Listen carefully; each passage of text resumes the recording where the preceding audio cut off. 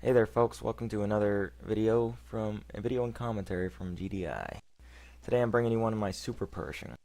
And already I gotta apologize, I haven't uploaded a video in a while. I actually took a break from World of Tanks for about a week. I intentionally uninstalled it so I wouldn't even bother playing it. I just get into every match. I think my 24-hour win-loss rate was like 40% at one point, and I was just so frustrated. Just so many bad teams, and I was just so upset about it, and so I had to take a break.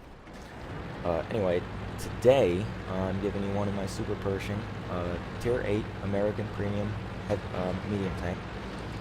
A lot of people, it's either you hate this tank or you love this tank. There is no mixed feelings about this tank ever. I argue with people all the time about how bad it is, and I constantly get people to tell me how great it is. And I'm going to tell you why I think it's horrible. So, the reason why... First, I'm going to tell you why other people like it, so I can tell you why I think they're retarded. So, they all think it's awesome because of its spaced armor, and that's the selling point of this tank. You can see the front of this tank is just littered with it. And I'm going to tell you why it's not. So, look at that right there, that commander's cupola. Look how massive that thing is. Look how far that thing sticks up. That is just so huge. And then the machine gun port right there is a weak point. And now look at that whole side. Turret, side of the tank, rear of the tank, rear of the turret. The side and the rear of the tank and turret are just as bad as the first time. And that's another frustrating thing. Look at that alpha dam. Among the penetration. I'm getting ahead of myself. I'm just so excited about how bad this thing is. So, yeah, but so, if a tank flanks around you, then your side and rear armor are just as vulnerable as the Pershing itself. And the downside is that you have less mobility, you can't traverse your tracks as well, or your turret. So it's going to be much easier for somebody to flank you in this tank than it would be the Pershing, and you're just as weak. I mean, the benefit of the Pershing tank, Pershing tank is an amazing machine. I like it, but at least that's a flanker. If I get flanked, I'm gonna flank them right back. I'm gonna maneuver my armor. I'm gonna try to get into cover. I'm gonna get my side armor away. Pershing Super Pershing can't do that. So you've seen, the weak points, which the side and the rear are huge weak points. I'm not saying, and there you go, you see I just bounced. He hit my spaced armor. I don't even think he hit my turret at all after it went through. So it is going to happen, and I'm going to get into a little bit how you can maximize your armor potential on this tank in a little bit, but I want to go over its weaknesses first and why I don't like it, because it's important to understand it. The AP rounds are 170 millimeters penetrating, which is just horrendously bad, and the Pershing kind of suffers from that a little bit too, but at least that thing can maneuver around the flank. Most of the time in the Super Pershing, you're going to be shooting at the front of heavy tanks and whatnot, and it's going to be very hard for you to use that penetration to your advantage. So you can see here, the T-29, same as the T-34, suffers pretty much the same weaknesses and the same strengths. It has a great gun, great front turret mantlet, but it has very, very weak hull armor. It's a hull-down tank, just like the T-34. And there you go, you see I put one into the side of the T-25. Pretty much how you have to play this tank, very opportunistically. I mean, it's kind of suffers more than a medium tank would, because an opportunistic medium tank could move around the battlefield and get where it needs to be. This is kind of, you have to hope something happens bad in front of you. Even, we're receiving 170 millimeters penetration. The T-29 is slightly sloped, or slightly angled against me, and still that sloped, terrible hull armor is bouncing around. So here what I'm trying to do is put one into the right at the tracks. You can see I just penetrated. I hit him in his tracks. There's a spot right there where everything's completely flat, and you can penetrate every time. The track hit it. See, I got him there again. And the benefit is now I'm keeping him tracked. So I repaired my tracks there because I wanted to maximize him. I don't want him getting away. I want to make sure he dies. And I'm moving back and forth because, like I said, the weak points on this thing are just too huge. So if I can just move back and forth a little bit, that maximizes my armor potential. So I've told you what I don't like about the tank. You know, the penetration, the poor armor. I do keep 8 APCR rounds on my Super Pershing, and I just went through 4 of them on a T29, which I'm not too pleased with because it is a tier 8 match. And we're winning right now, and you're about to see this is going to go south very, very fast. All those tanks down there are about to get lit up hard. But anyway, so this tank its best uses are, it's a medium range support tank at most. You can't be up too close and personal because your weak points are too huge. Now I'm just going to take another blind shot here because I think he may still be tracked. The rear of the KV-4 is good for me to penetrate even at this range. You do lose a little bit of penetration over range, but it's, you know, the side of that tank I'm not worried about. So he did go out of my maximum view range. He still is on the map, but I'm still, you know, you can still shoot tanks despite the fact that he's outside your maximum view range. So I tried to put one in the back of him. But anyway, back to the tank. While we're moving up, yeah. See, this whole match just went south. We were 11-8. Now we're 11-12. How did that just happen? Against a KV-4 and a stock T-44. What is going on? But, you know, the match isn't over. Just, you know, keep going. I'm trying to use my strengths to my best ability. I'm just thinking that Artie's to my left, and I kind of am in a bad spot here, but I want to try to use this little incline here to cover up my lower glaciers. Even though it does have sloped spaced armor, I still want to keep it covered up as much as possible. The more tank that you can cover up, the less they can shoot at. So it's always a good idea to do that, even if you're in a tank that has amazing armor. There's the Artie, and now we're about to see the action to this gun just fail me. So I'm not worried about the cap. He has over 2 minutes and 30 seconds before he can out-cap me.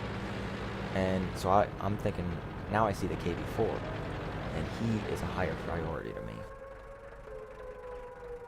So I want to go for the KV-4 first, because I know the T-44 is on cap, and he's stock, and I'm not worried about him at all. KV-4 I'm very worried about. You can see I loaded up the APCR, because this is a tank that can oppose me. Even if he's not good, I'm going to have a hard time penetrating this guy if I expend all my APCR now. And he can just take all the time in the world he needs to destroy me. So here I'm changing my mind, and I'm thinking I load up my AP rounds again. I'm going to go after the stock T-44. Because I'm thinking if I can just take him out of the game, that lowers the morale of that team and raises my team. Because then it'll be one tier 8 tank with 2 Arties on both sides. And I know that. That's one of the things. It's not always about, sometimes you got to kind of weigh your options. Whether or not you want to kill the good player, the bad player, the good tank, or the bad tank, because it does have an effect on, you know, the way the team plays. Even if you kill the stock, you know, tier 1 tank in a tier 10 match, you know, you got a fail platoon, tier 10 tank teamed up with 2 tier 1 light tanks or whatever. You kill both those 2 tier 1 tanks, and just having the enemy team seeing that they have 2 tanks down, it lowers their morale. It's a subconscious thing, so you want to play into that subconscious. That's what I'm trying to do. So here I'm going to wait until I'm not spotted anymore, and I'm going to try to go around the backside of that KV-4 and I want to hope that he sits here and waits for me to come around, or even possibly comes around this corner himself. But I am going to keep my front of my tank pointed there, because like I said, the rear of this tank is just as vulnerable as the Pershing itself. So I'm trying to maximize my armor potential. So I'm finally around the corner, so now I'm turning my tank. Because I don't know if maybe the Artie's here, maybe I can get a lucky 1 in a million bounce off the Artie. Or the KV-4 might be coming around. And there's the KV-4, so I did the right thing by turning. I have my APCR loaded up, but I'm still aiming for the weak spots. I aimed for his lower glacier. Always want to do that. There, I'm trying to track him, but not a... It's kind of... I'm wasting APCR rounds on that. And now look at the mini-map. What is he doing? Please don't do that. Please don't do that. Please don't do what I think you're going to do. Please don't do it. And he does it. Oh, man. But this is my chance. If he's looking at that arty, now's my chance to hit him in his rear. Oh, there it is. Oh, yes. Just one more. Just one more, get it. Gotcha, bitch. So now they have two arty. Now the decision I have to make is, do I want to chase the arty or do I want to cap? And here I initially my first instinct was to chase the arty. But I'm looking at him and I know they can outrun me easily. So I'm going straight to cap. Our M4043 said worked. Like he intentionally tried to get him to turn his turret. I think more likely what he was trying to do is sniper kill for me. After I was doing all the work. But he did get him to turn the turret, so there he goes. And I'm looking at the SU-8 right now thinking, like, did he move the entire match? What is he doing? He's got 0 kills. It doesn't look like he's moved.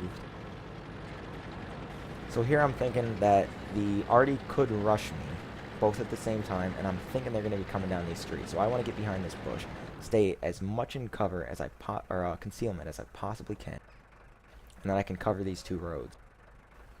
But here's about the point where I'm realizing that bush to my right side is screwing up my view range, because if you're more than 10 meters away, then you know it's going to do them as much camo as it's going to do me. I can't see through it, and neither can they. But I want to be able to negate their camo while I still have the most possible camo.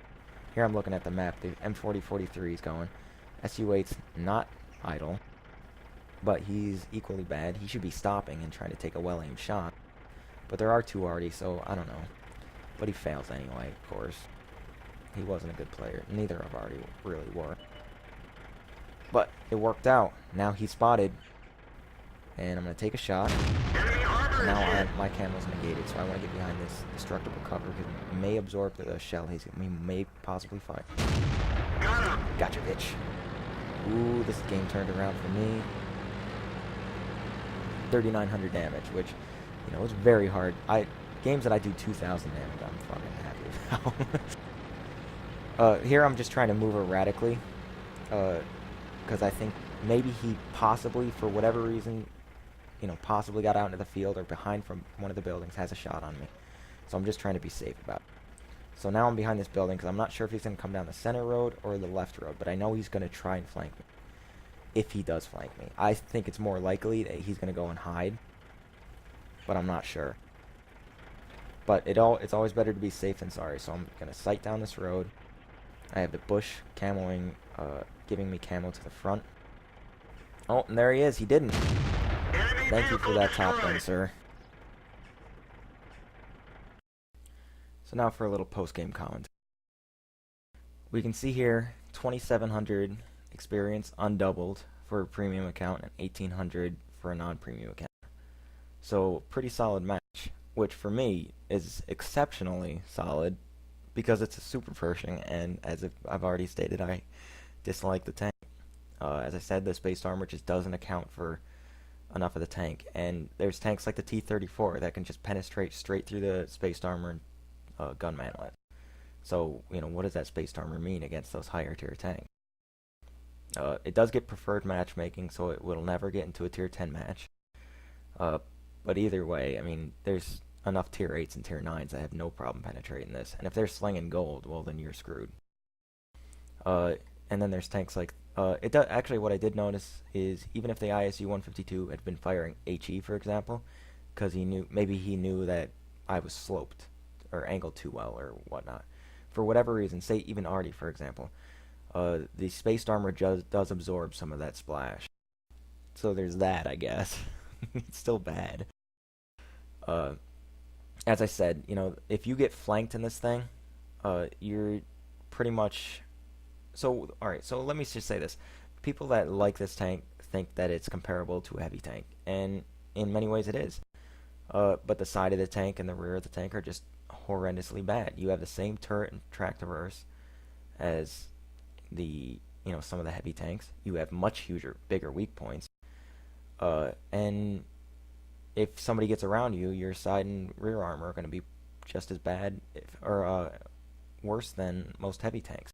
There are a couple of heavy tanks that have pretty bad side and rear armor. I'm not saying that they're all horrendously or amazingly good.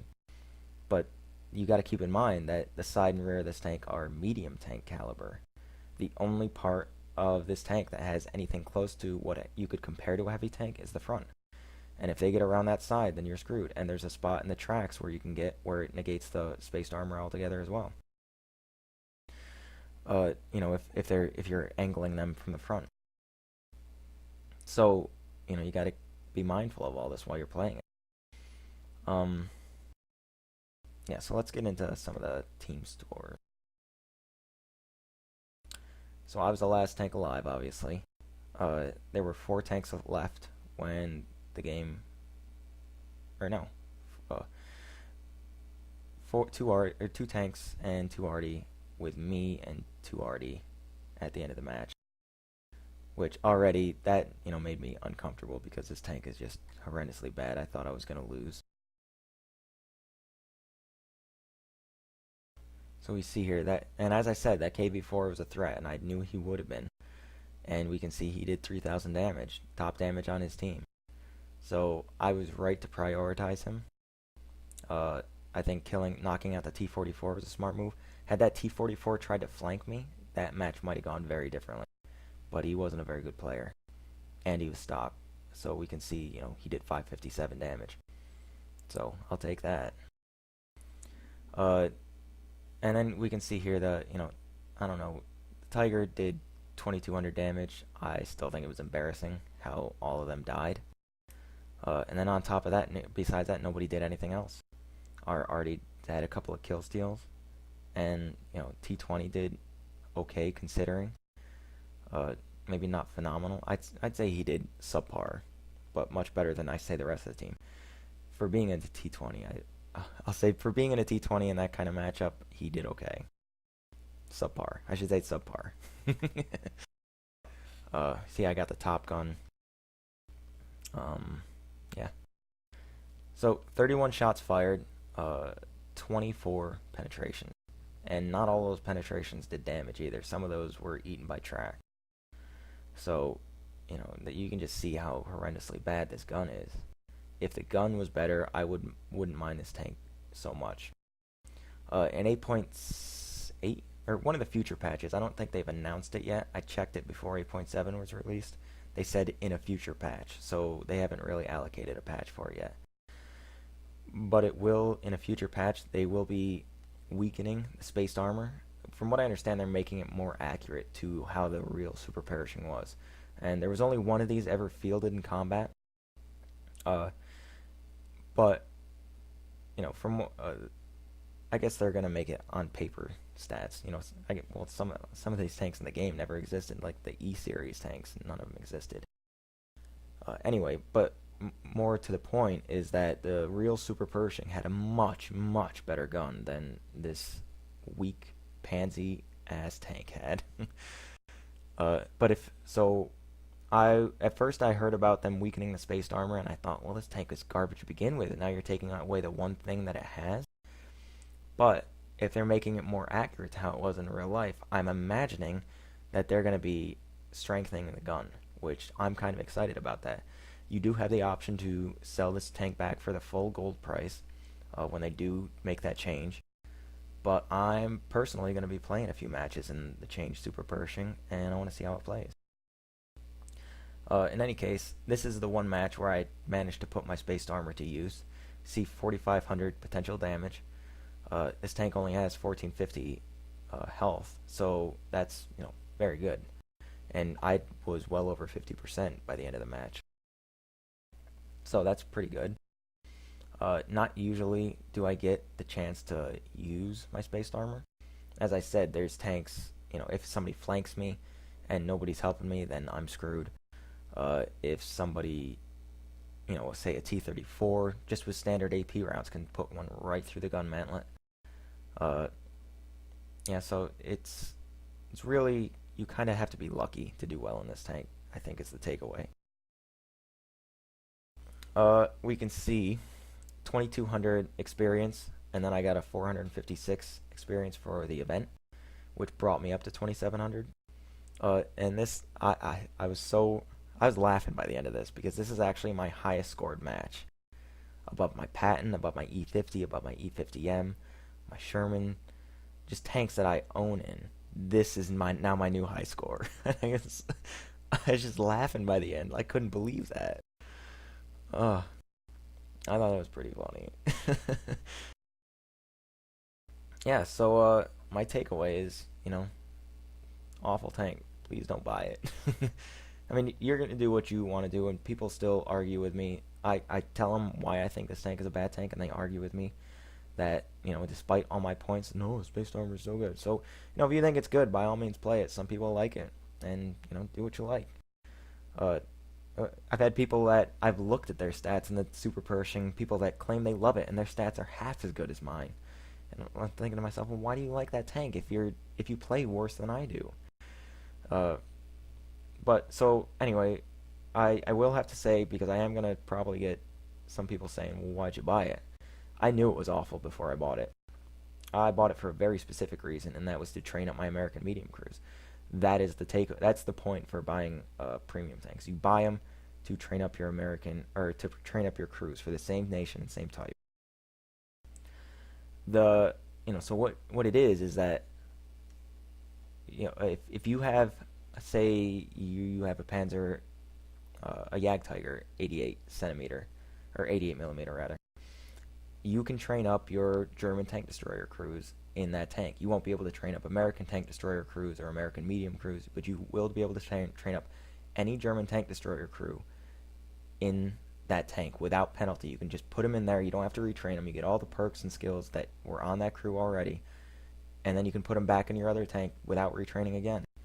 That's the point of it. So for the Super Pershing, for example, I can play my Patton tank or my M4 Sherman or my EZ8 and get the daily double in that, and then I put the same crew inside of this tank and I get the daily double again.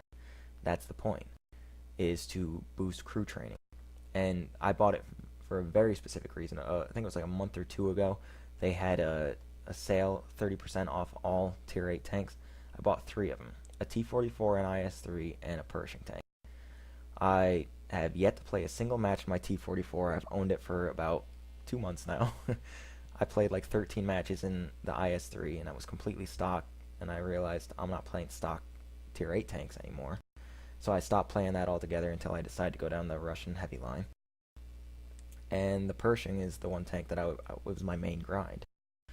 So what I did was before that sale went out, I bought the Super Pershing, and I trained a Patton crew. I trained a Pershing crew in my Super Pershing. And before I even had my Pershing tank, I had a Pershing crew with Brothers in Arms already trained up. And the same thing when I was researching my Patton and I was grinding through my Pershing. Whenever I wasn't in my Pershing tank, my Pershing was in a match or battle or whatever, I played in my Super Pershing with a new Pershing crew trained inside of that. So by the time I had my Patton and I moved my old Pershing to my Patton crew, I had a fresh Pershing crew with Brothers in Arms already trained up again. And I'm doing the same thing now. You can see in this match I didn't have Brothers in Arms. I didn't have Sixth Sense and whatnot, which I do have on my Patton crew now. And the reason for that is because I'm training a new Patton crew inside of the Super Pershing when I was doing this match.